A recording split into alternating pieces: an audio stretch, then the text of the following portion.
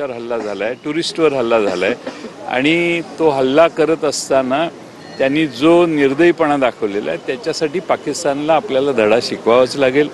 कसा शिकवायचा हे मोदींनी निर्णय करावा. देशातली सगळी जनता, सर्व पक्ष हे त्यांना पाठिंबा देऊन त्यांच्या मागे ठामपणाने आहेत. या हल्ल्याचं ऑडिट, हल्ल्यात कसा झाला, काय झाला हे नंतर त्याच्यावर चर्चा होईल.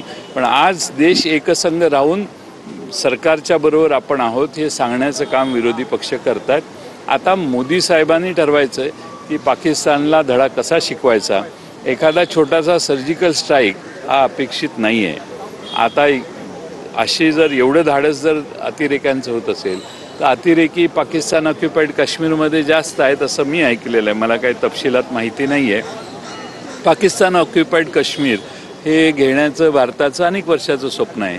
त्यासाठी मोदी साहेब काही प्रयत्न करतायत का, किंवा त्यासाठी आपला त्यांच्यावर अटॅक होऊ शकतो का, या बाबतीत आता मी काही इंटरनॅशनल